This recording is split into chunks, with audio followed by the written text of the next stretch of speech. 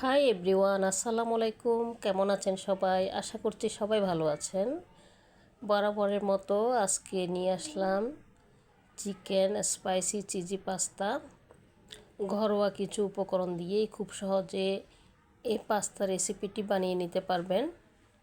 একবার খেলে বারবার খেতে মন চাইবে। রেস্টুরেন্টে আমরা কত টাকা ব্যয় করে আসলে পাস্তাগুলো খাই, এভাবে বানালে আসলে ঘরের মধ্যে আমরা রেস্টুরেন্টের স্বাদ পেয়ে যাব। এই জন্য আমি পাস্তা নিয়ে নিয়েছি। এখানে আমি 3টি শেপের পাস্তা নিয়ে নিয়েছি।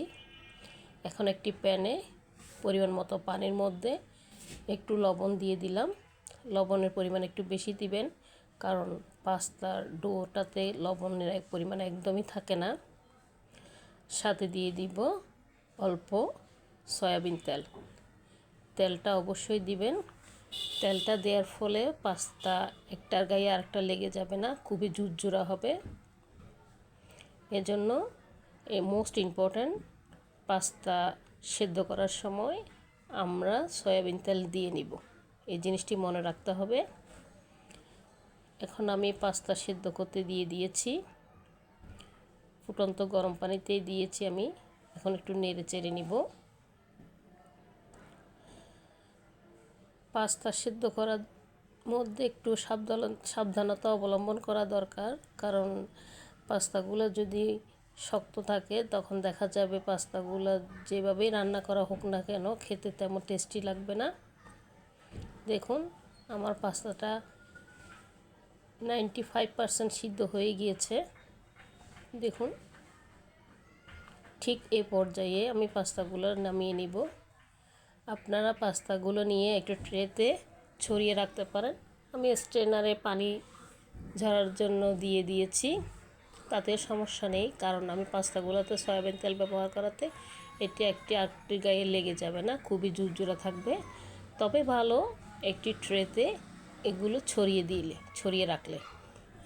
এখন একটি প্যানের মধ্যে অল্প বাটার এবং সয়াবিন তেল নিয়ে নিয়েছি। তেলটা আপনারা কম বেশি করে দিবেন, তেল অথবা বাটার আপনার পছন্দ অনুযায়ী দিবেন। আমি দুটোটাই দিয়েছি।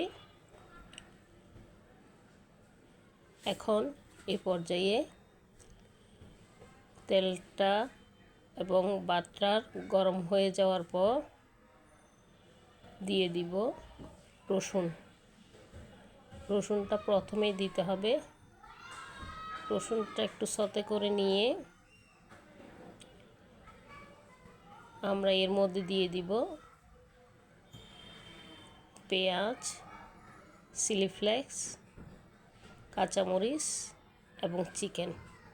যেহেতু আজকের পাস্তাটা চিকেন দিয়ে রান্না করব, এই তেলের মধ্যে চিকেনটা ভালো করে সতে করে নিতে হবে। এই তো এসব উপকরণ সব আমি ভালো করে ভেজে নিব। চিকেনটা যাতে সিদ্ধ হয় সেদিকে ভালো করে খেয়াল করবেন। রসুনটা একটু লাল লাল হয়ে আসলে আমরা দিয়ে দিব এর মধ্যে পেঁয়াজ, চিলি ফ্লেক্স, কাঁচামরিচ। আপনারা চাইলে এই পর্যায়ে ক্যাপসিকাম ইউজ করতে পারেন। আমার বাসায় যেহেতু ক্যাপসিকাম ছিল না, আমি এটা স্কিপ করেছি। ক্যাপসিকাম ছাড়াও কিন্তু পাস্তা বানানো যায় খুব সুন্দর করে।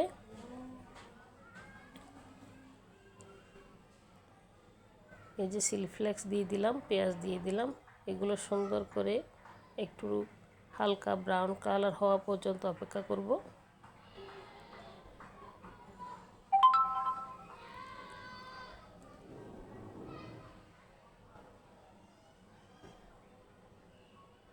খুব ভালো করে পেঁয়াজ রসুন ভেজে নিব।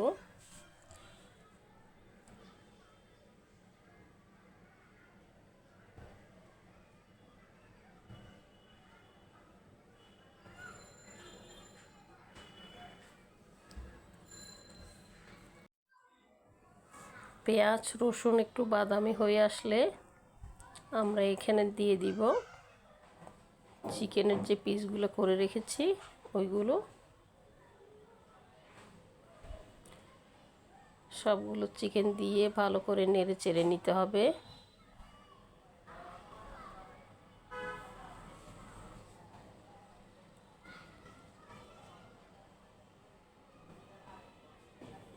আমি চিকেনগুলো গোলমরিচ দিয়ে মেখে রেখেছিলাম। ভালো করে নেড়ে চেড়ে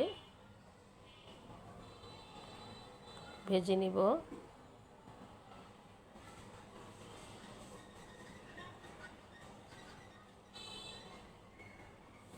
চিকেনটা ভালো করে সিদ্ধ হতে হবে। এ পর্যায়ে আমি সামান্য করে সয়া সস দিয়ে দিব, খুবই সামান্য দিবেন। 1 চা চামচের মতো সয়া সস দিয়ে নিব চিকেনগুলো ভাজা হয়ে গেলে।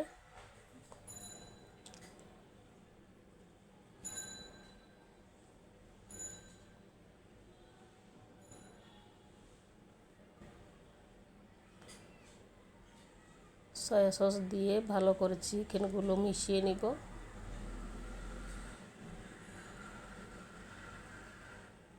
সয়া সসে যেহেতু লবণের পরিমাণ থাকে, তো মাংসে লবণ দেওয়ার সময় একটু চেখে তারপরে দিবেন।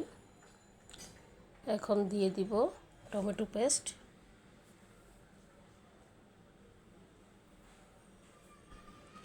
টমেটো পেস্টটা খুব ভালো করে মাংসের সাথে মিশিয়ে নিব।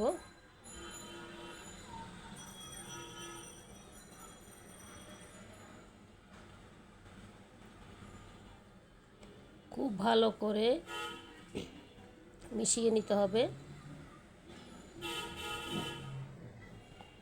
কত সুন্দর লাগছে, তাই না?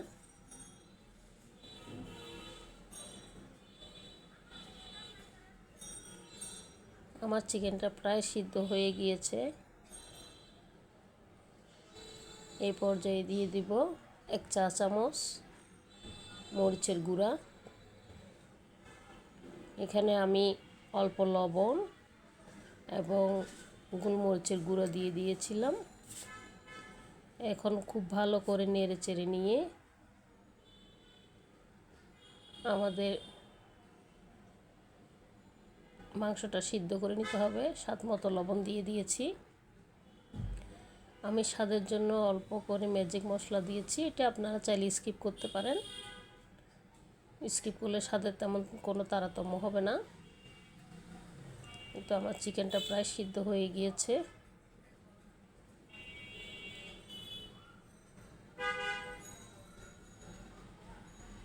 একটু নেড়ে চেড়ে দিয়ে এখন দিয়ে দিব পাস্তা।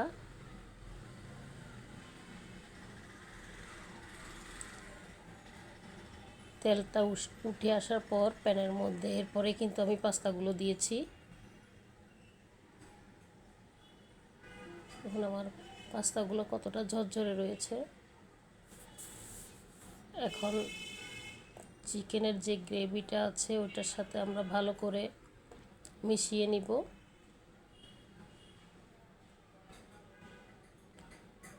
খুব ভালোভাবে মেশানো হয়ে গেলে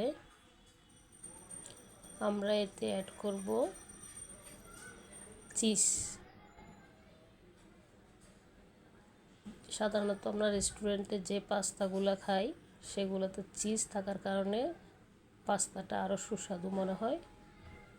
এখানে আমি পাস্তাটা ভালো করে নেড়ে চেড়ে নিয়ে তার উপরে সবশেষে চিজ গ্রেট করে দিয়েছি।